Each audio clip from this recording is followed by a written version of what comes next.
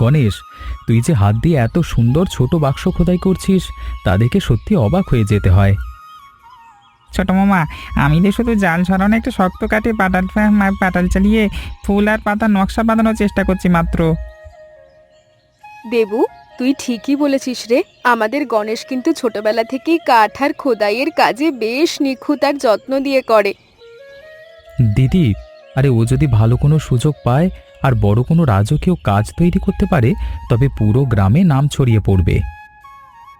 আমি আরও বড় একটা কাঠের চেয়ার বানিয়ে দিতে রাজকীয় ময়ূরের নকশা দিয়ে খোদাই করতে চাই, কিন্তু সেরকম ভালো কাঠ কোথায় পাবো? বাবা গণেশ, কাঠ কেনার মতো তো টাকা আমাদের সংসারে নেই, তাই তুই এই ছোট ছোট বাক্সগুলো দিয়ে আপাতত কাজ চালিয়ে নে। না দিদি, তুই একদম হতাশ হোস না। গণেশের এই অনন্য কাঠের কাজকে আমি কিছুতেই এভাবে ঘরের কোণে নষ্ট হতে দেব না। ছোট মামা, শশীবাবু বলেছেন আগামী মেলায় সেরা কাঠমিস্ত্রির কাজ মেলা প্রাঙ্গণে রাজবাড়ির লোক দেখতে আসবে। আমারও ভীষণ ইচ্ছে করে। দেবু, তুই মিছে গণেশকে আশা দিস না।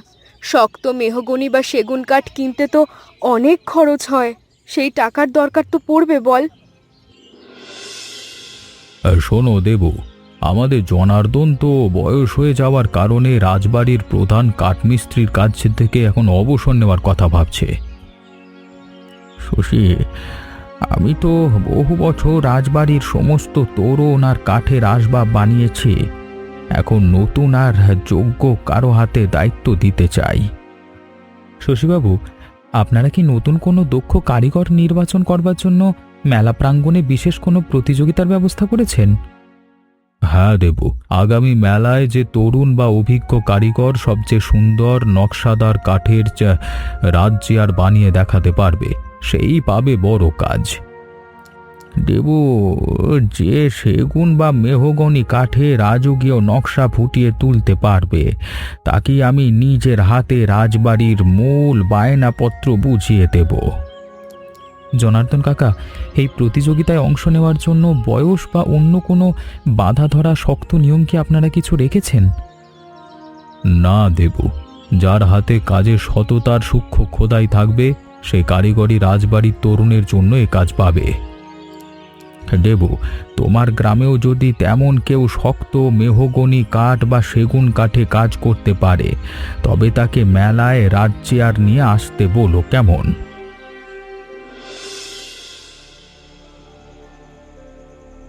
দিদি, তোদের জন্য একটা সুসংবাদ আছে। রাজবাড়ির প্রধান কারিগর বেছে নেওয়ার জন্য মেলায় বিশাল প্রতিযোগিতা হচ্ছে। ছোট মামা, সত্যি বলছো?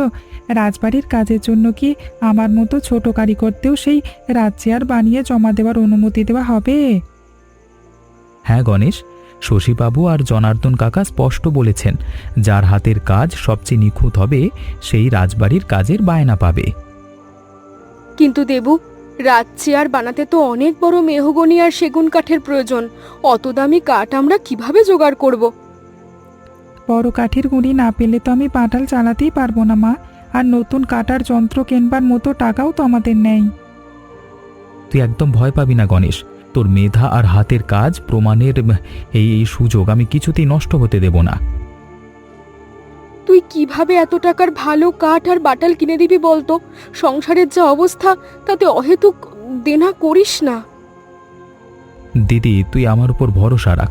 গণেশের জন্য ভালো মেহগনি কাঠ আর বাটাল জোগাড় করবার সব দায়িত্ব আমি নিজের কাঁধে নিলাম।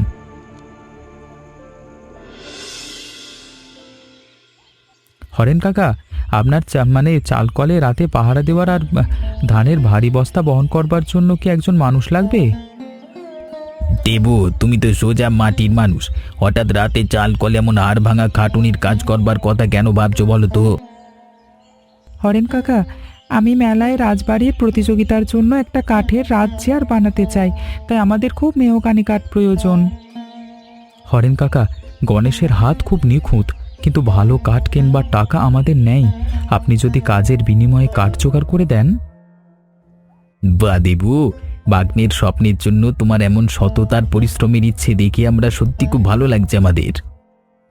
হরেন কাকা, আপনি যদি ছোট মামাকে রাতে কাজ দেন আর সামান্য শুকনো কাঠ দেন, আমি দিন রাত এক করে কাজ করব। ঠিক আছে দেবু, তুমি আজকে রাত থেকেই চাল কলের পাহারায় থাকবে, আর আমি আমার কাঠের গুদাম থেকে শুকনো মেহগনি কাঠ দেব। হরেন কাকা, আপনার এই উপকারের কথা আমরা কোনো দিন ভুলব না। গণেশ, তুমি কালকে সকাল থেকেই কাঠ সাইজ করা শুরু করো। দেবুদা, তুমি তো সারা রাত চাল কলে হাড় ভাঙা খাটুনি খেটে এসেছো, এবার একটু ঘুমিয়ে নাও, আমরা এখন বাকি বাটাল সামলাচ্ছি। ছোট মামা দেখো, তোমার জোগাড় করা মেহগনি কাঠে ময়ূরের টানাগুলো বাটাল দিয়ে খোদাই করতে অপূর্ব রূপ ফুটে উঠছে। গণেশ, তোর চোখের ক্লান্তি আর হাতের এই অদম্য জেদই বলে দিচ্ছে যে মেলায় তোকে কেউ হারাতে পারবে না। দেবুদা, গণেশ যা নিখুঁত কাঠ খোদাই করেছে তা দেখলে রাজবাড়ির বড় বড় কারিগরেরাও একেবারে আশ্চর্য হয়ে যাবে। আকাশ, তুই গণেশের পাশে থেকে কাঠগুলো শক্ত করে ধরে রাখিস, যাতে বাটাল চালানোর সময় কাঠ একটুও কেঁপে না যায়। ছোট মামা, তুমি সারা রাত আমার জন্য না ঘুমিয়ে পাহারা দাও, আর দিনে এসে বাটাল দিয়ে ছাঁচতে আমাকে সাহায্য করো।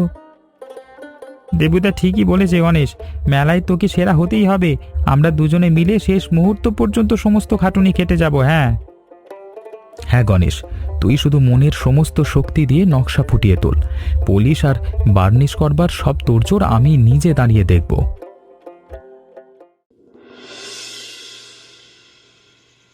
দেবুদা, মা তোমার জন্য গরম চা আর দুটো শুকনো রুটি পাঠিয়ে দিল, তুমি কাজ থামিয়ে চটপট খেয়ে নাও তো। আকাশ, তুই মাঝরাতে কষ্ট করে চা নিয়ে এসেছিস? গণেশকে এখনো ঘরের কর্মশালায় না ঘুমিয়ে সেই কাঠে বাটাল চালাচ্ছে? দেবু, তুমি যে ভাগ্নে গণেশের একটা সুন্দর স্বপ্নের জন্য নিজের শরীর পার করে এভাবে কষ্ট করছো, তা দিকে আমি তাজ্জব। হরেন কাকা, গণেশের বাবা নেই, ওর এই মেধা যদি সুযোগের অভাবে নষ্ট হয়ে যায় তবে যে বড় বোনের কাছে মুখ দেখাতে পারবো না। হরেন কাকা, গণেশ কাঠে যে ময়ূরের রাজকীয় নকশা তুলছে তা দেখলে আপনার চোখে সত্যি একেবারে জুড়িয়ে যাবে। দেবু, তোমার এই নিঃস্বার্থ ভালোবাসার কাজের প্রতি চরম নিষ্ঠাই গণেশকে অনেক দূরে এগিয়ে নিয়ে যাবে, তুমি নিশ্চিন্তে থাকো। হরেন কাকা, আপনার দেওয়া ওই মেহগনি কাঠের গুঁড়িটা ছিল বলেই আজকে ছেলেটা এত বড় হাতে জিনিসটা সামলাতে পেরেছে। দেবুদা, তুমি চাটা চটপট শেষ করো, আমি ততক্ষণ এই কোণের দুটো ধানের বস্তা উপরে তুলে গুছিয়ে রাখতে সাহায্য করি।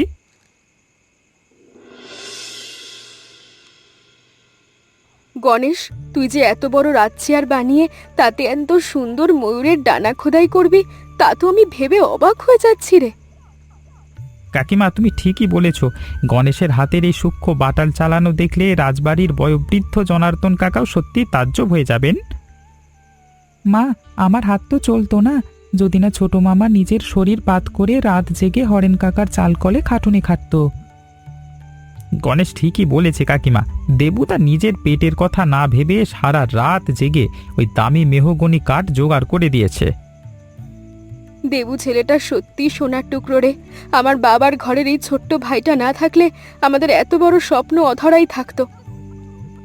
আকাশ, চেয়ারের পেছনের হাতল দুটোতে আরো একটু শান দেওয়া বাটাল চালিয়ে মসৃণ করতে হবে। তুই লণ্ঠনটা একটু সোজা করে ধর তো। দাদা গণেশ, আমি লণ্ঠনটা উঁচিয়ে ধরছি, তুই একদম সাবধান শেষ ছোঁয়াটুকু দে, যেন কাঠে কোনো আঁচড় পড়ে খোদাই নষ্ট না হয়। দেখ গণেশ, তুই যে নতুন পায়াটা খোদাই করলি তা আগের ভাঙা পায়ার চেয়েও কত বেশি শক্ত আর নিখুঁত দেখাচ্ছে। ছোট মামা, তুমি যদি সারা রাত জেগে না ঘুমিয়ে কাঠে বাটাল ধরবার সময় হাতটা শক্ত করে ধরে না রাখতে, তবে তো হতো না। তোরা দুজন সারাটা রাত না ঘুমিয়ে এই ভাঙা ঘরে যে হাড় ভাঙা খাটুনিটা খাটলি, তা দেখে আমার বুকটা শ্রদ্ধায় ভরে যাচ্ছে। দিদি, তোর ছেলের চোখে যে বড় কারিগর হওয়ার অদম্য স্বপ্ন আছে, সেই স্বপ্নকে পূর্ণতা দিতে আমি হাজার রাত জাগতে প্রস্তুত আছি। ছোট মামা, তুমি যে আমার জন্য নিজের সব আরাম বিসর্জন দিলে, মেলায় এই রাজচেয়ারে পুরস্কার জিতে আমি তোমার মান রাখবই। এবার বার্নিশ আর পালিশের কাজটুকু শেষ করে মেলা প্রাঙ্গণে নিয়ে যাওয়ার তোড়জোড় জলদি সারতে হবে। দিদি ঠিকই বলেছে, কাঠ তো পুরোপুরি জোড়া লেগে গেছে, এবার এমন পালিশ লাগাতে হবে যাতে বিচারকরা কোনো খুঁত না পায়। মা, তুমি মিছে চিন্তা করো না, ছোট মামার হাতের ছোঁয়ায় এ পায়া এমনভাবে জুড়েছে যে কেউ ধরতেই পারবে না। দেবু, তোমার ভাগ্নে গণেশে তৈরি করা কাঠের রাজ্যে আর কাজ কদ্দূর এগুলো? কালকে তো মেলা প্রাঙ্গণে কাজ জমা দেওয়ার শেষ দিন। হরেন কাকা, রাজ্যেয়ারের কাজ আর খোদাই প্রায় পুরোটাই শেষ হয়ে এসেছে, কিন্তু কাঠের চকচকে পালিশ আর বার্নিশ করবার মতো টাকা এখন নেই। দেবু, তুমি যে ভাগ্নে গণেশের মেধা প্রমাণের জন্য রাত জেগে চাল কলে কাজ করছো আর অক্লান্ত পরিশ্রম করছো, তা হরেন আমাকে সবই জানিয়েছে। জনার্দন কাকা, ছেলেটার বাটাল চালানোর নিখুঁত হাত আছে, শুধু একটু ভালো মানের গালা আর বার্নিশ না দিলে কাঠের আসল সৌন্দর্য ফুটবে না। জনার্দন, দেবরই অদম্য ত্যাগ আর সততা দেখে আমার খুব ভালো লাগছে। আমাদের কি ওদের একটু সাহায্য করা উচিত নয়? একদম ঠিক বলেছ হরেন। দেবু, তোমার এই নিবেদনের সম্মান জানিয়ে রাজবাড়ির জন্য রাখা সেরা প্রিমিয়াম বার্নিশ আর গালা আমি তোমাকে বিনামূল্যে দিচ্ছি। জনার্দন কাকা, আপনারই উপকারের কথা আমি আর গণেশ জীবনেও ভুলব না। আপনি আমাদের মাথায় শুভ আশীর্বাদের হাত রাখলেন। যাও দেবু, আর একদম সময় নষ্ট করো না। এ ভালো বার্নিশ দিয়ে চেয়ারটা সুন্দর করে পালিশ করে মেলায় নিয়ে যাওয়ার তোড়জোড় করো।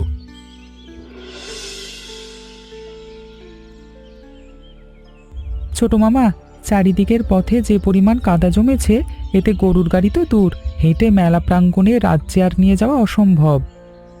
দেবুদা, মেলা প্রাঙ্গণে বিচারকদের সামনে রাজ্যে জমা দেওয়ার সময় পার হয়ে এলে তো এতদিনের সমস্ত হাড় ভাঙা খাটুনি ব্যর্থ হয়ে যাবে। তোরা একদম বিচলিত হোস না। কাদা রাস্তায় গাড়ি না চললে কি হয়েছে, আমরা 4টে মোটা বাঁশ আর কলার ভেলা দিয়ে শক্ত কাই বানিয়ে নেব। ছোট মামা, কলার ভেলার উপর চেয়ারটা শক্ত করে বেঁধে যদি নদী আর খালের জলপথ দিয়ে ঠেলে নিয়ে যাই, তবে তো সহজেই পৌঁছে যাব। একদম চমৎকার পরিকল্পনা গণেশ। জলপথে ভেলা ভাসিয়ে মেলা প্রাঙ্গণের ঘাটে গিয়ে উঠলে তো কাদা রাস্তার কোনো ঝক্কি পোহাতে হবে না। আকাশ, তুই চটপট কলার গাছ আর মোটা দড়ি দিয়ে আয়। হ্যাঁ, আমরা দুজনে মিলে ভেলা বাঁধছি, আর গণেশ তুই চেয়ারের কাপড়টা শক্ত করে ধরে রাখ। ছোট মামা, তুমি এই কঠিন দুর্যোগেও যেভাবে বুদ্ধি আর সাহস যোগাচ্ছ, তোমার এই শক্তি মানসিকতার জন্য আমাদের সব বিপদ কেটে যাবে। দেবুদা, দড়ি আর কলার গাছ তৈরি আছে, চলো আমরা সাবধানে চেয়ারটা ভেলার মাঝখানে বসিয়ে জলপথে পাড়ি দেওয়ার তোড়জোড় শুরু করি।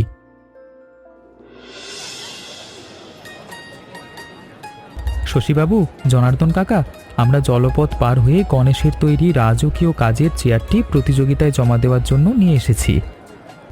জনার্দন কাকা, আপনার শুভ আশীর্বাদ আর ছোট মামার অমানসিক পরিশ্রমে আমরা শেষ পর্যন্ত মেলা প্রাঙ্গণে এসে পৌঁছাতে পেরেছি। বাহ দেবু, তোমরা যেভাবে দুর্যোগ আর প্রতিকূলতা পার করে সততার সাথে কাজ নিয়ে এসেছো, তা সত্যি প্রশংসার দাবি রাখে। গণেশ, আর দেরি না করে চাদরটা সরিয়ে তোমার তৈরি চেয়ারটি বিচারকদের সামনে এনে সোজা করে দাঁড় করাও তো দেখি। জনার্দন কাকা, গণেশ দিন রাত এক করে কাঠে যে অলৌকিক খোদাই করেছে, তা দেখলে আপনাদের সবার মন তৃপ্তিতে ভরে যাবে। জনার্দন কাকা, আমার ভাগ্নের এই সরল মেধা আর পরিশ্রম আপনাদের সামনে তুলে ধরতে পেরেছি, এতেই আমার সব কষ্ট সার্থক।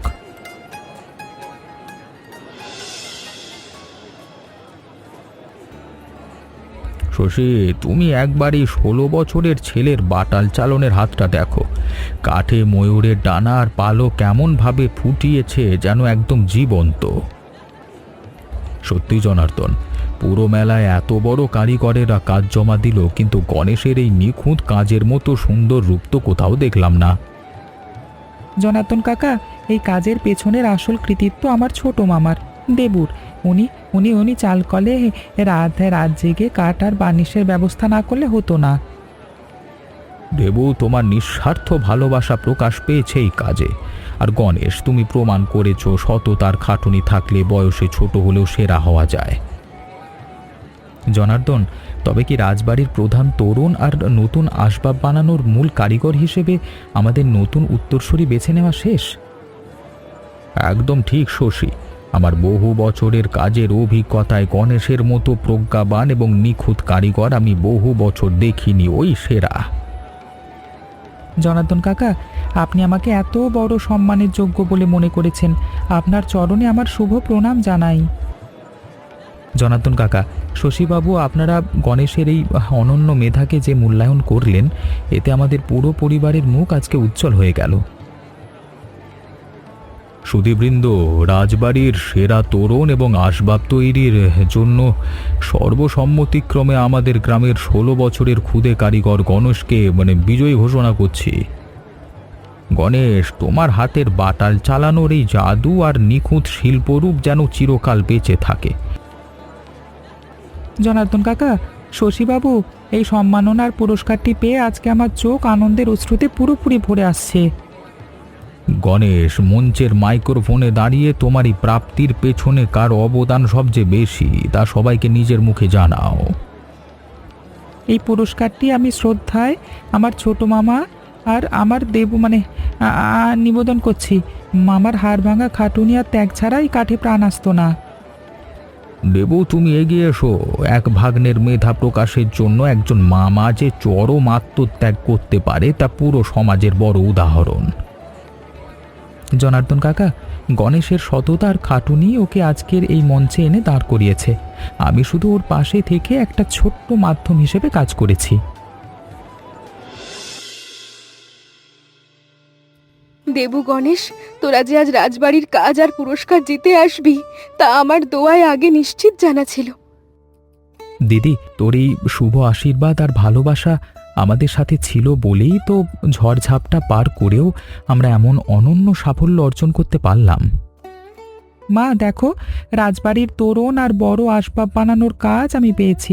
এখন থেকে আমাদের সংসারের সব অভাব চিরতরে দূর হয়ে যাবে। কাকিমা, দেবুদার গণেশ যেভাবে রাত জেগে কাঠে বাটাল চালিয়েছে তা দেখলে তোমার চোখ সত্যি আনন্দে অঝরে ভেসে যেত। দেবু ভাই, তুই ভাই হিসেবে আমাদের সংসারের জন্য যে অপরিসীম কষ্ট আর ত্যাগ স্বীকার করলি, তোর এই ত্যাগের ঋণ আমি কি করে শোধ করব বলতো? দিদি, তুই অমন কথা বলিস না। পরিবারের ভালোবাসা, একতা আর সততা থাকলে যে কোনো বড় বাধা জয় করা যায়। আজকে আমরা সেটাই প্রমাণ করলাম। ছোট মামা, আমি কথা দিচ্ছি, তোমার শেখানো আদর্শ আর মূল্যবোধ মনে রেখেই আমি জীবনের প্রতিটি কাজ নিখুঁত আর সৎভাবে করে যাব। ঈশ্বর তোদের চির কল্যাণ করুন বাবা। তোদের এই মিষ্টি হাসি আর পারস্পরিক ভালোবাসা যেন আমাদের সংসারে চিরকাল অমলিন হয়ে বিরাজ করে।